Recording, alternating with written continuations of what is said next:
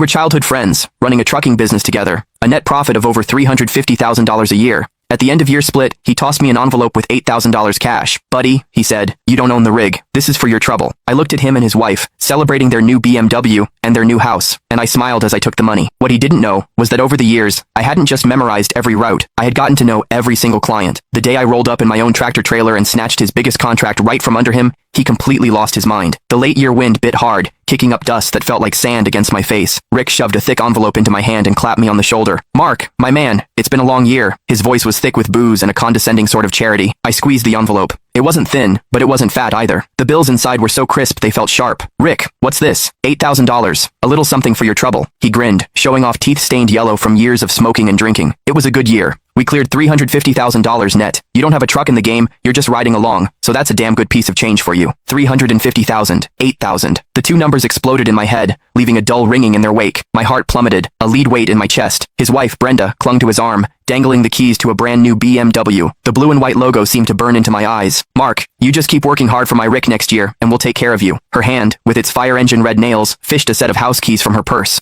She tapped them against the floor plan of their new home. This one's 1,800 square feet. We close next week. You'll have to come to the housewarming. I watched the raw, unfiltered happiness and pride spilling off them. I felt like a ghost at their feast, a complete and utter joke. I forced the corners of my mouth into a smile that felt like cracking plaster. Thanks, Rick. Thanks, Brenda. I stuffed the $8,000 into my pocket. My hands were steady, but my fingernails were digging so deep into my palms, I thought I might draw blood. The dinner was at the nicest steakhouse in town. The private room was stuffy with heat, and the food on the table was arranged like art. I had zero appetite. My mind drifted back to the endless days and nights on the road. The summers, when the cab was a steam box with no AC, and I had to chug lukewarm water and pinch my own thigh just to stay awake. The winters, when we were snowed in on some godforsaken mountain pass, gnawing on frozen sandwiches for 2 straight days. I once drove for 3 days straight to make a rush delivery, my eyes so bloodshot the whole world seemed to shimmer and shake. And where was Rick during all of that? He was at home, tucked into his warm bed, AC blasting, making the occasional phone call to manage me remotely. Mark, keep an eye on that load. Can't have any issues.